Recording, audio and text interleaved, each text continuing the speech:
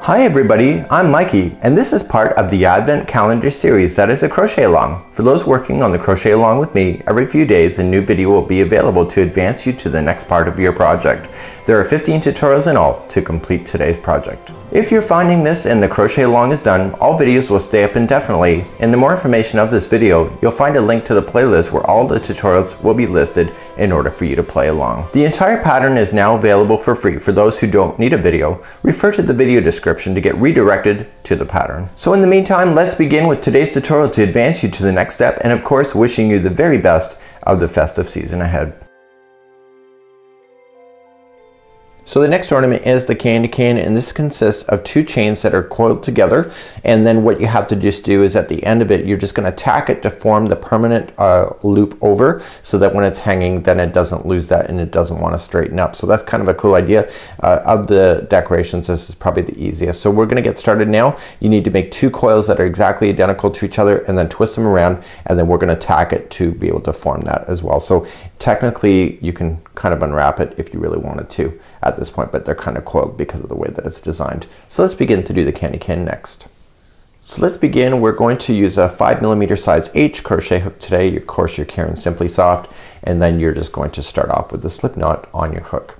You need to chain a total of 20, and you have to do this twice, so use white the next time you're doing it. So 1, 2, 3, 4, 5, 6, 7, 8, 9, 10, 11, 12, 13, 14, 15, 16, 17, 18, 19, and 20.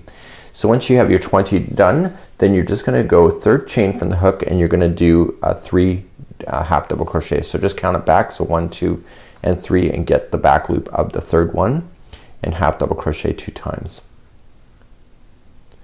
So once you have that one done, every chain now until the end of the chain is each going to get 3 half double crochets. So we just go into the next one, same, the back loop only. So 1, 2, and 3, and keep doing that all the way down your chain. So the next chain is 3 half double crochets, and do that. And because you're putting in 3 half double crochets in each one of them, you're going to form the automatic coil because you're putting in way too many stitches in a chain. So it'll want to do a wrap, and you can see it's already starting to do it now. So please do that all the way down to the end chain. I'll see you at the end of this chain. So when you get to the end, you're just going to just trim it and then just pull this off. Now don't get rid of this strand yet, just hang on to it, because what we're going to do is that we're going to use that to tack it down to create the loop going down. So what I want you to do now is that I want you to start up with white and do the same one with white. So chain your 20 and then half double crochet third chain from the hook twice, and then each one all the way down is another 3 half double crochets. So please do the white next, and I'll be right back. So I got my white one done, and I'm just going to do the exact same thing, leaving an extra long tail to be able to finish that off. So now I have to put the two together. So what I want you to do is leave the tails at the top of this and interweave starting at the base. So this will be the bottom of the candy cane. So taking both, and it takes me a little bit of practice to do it, but you want to put them so that they're lined up to each other just like this, right at the base. And so now you're just going to intertwine them together in order for them to work itself out. So sometimes it takes a little bit of practice. I've done this before. It took me forever just to figure out how things are going. But you're just going to put them together and twist them and making sure everything's good. So when I come back, I'll have that done for you, and then I'll show you how to tack it at the very top. So right now it looks like a candy cane stick. It's not actually turning. So what I want you to do, the 2 strands that are your starting strands, when you started your project, they're going to be smaller, of course, and depending on you, of course, but these ones are not the ones that you ended with. I want you just to tack them down. So just put them onto a darning needle like so, and just put them down so they actually go through some strands all the way down, and then just let them pop out somewhere else, and then you can get rid of those. That's how it's done on the original. So just pull them out down, and so that they're out of your way, and you don't need to really worry about these later. Okay, so it's out of your way. Just kind of stretch it back up to where it should be, and then cut where those are peeking out at the bottom. You can clean those up later if you want to. So kind of twist it back. So the other 2 are the ones that you ended with. So I want you to put those on. Make sure that they're the same length and throw those into a darning needle, and we want to tack that down.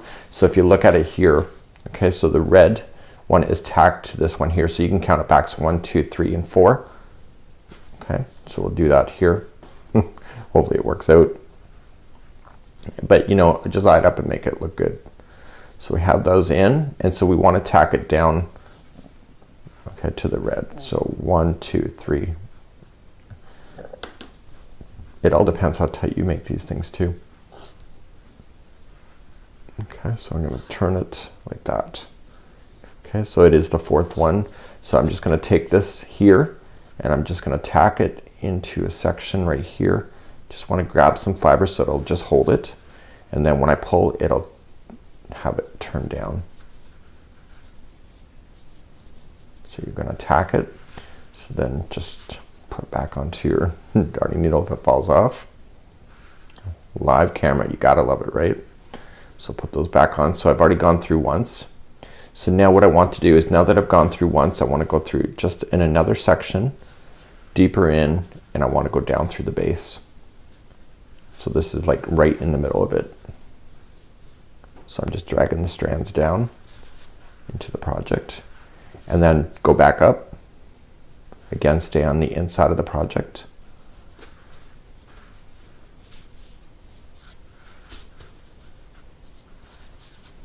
And then go back down in. So I went in and out a total of 3 times, which will hold it into position. And so now I can just trim it at the base here. And now I can shape everything I need to shape, get it all nicely done up again, just give it a good twist. And now I have the permanent turn over, just like this. So now I want to provide a little loop on the top to hang it from my Christmas tree, and we're going to do that next.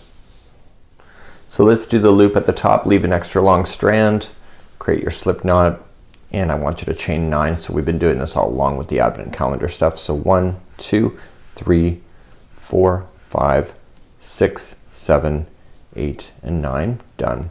So just leave an extra long tail for that one, and pull that through and give it a good yank on both sides. Fold it in half and just pull it so that the strands are in equal length, and if they're not, just cut it. So, and put those onto a darning needle. So I'm putting them both on there, and then I want to go in the top of the red section here, just in the red, and pull it through so the loop is there. Okay, so just pull it through so the loop is locked in. Come through the loop, back down into the project,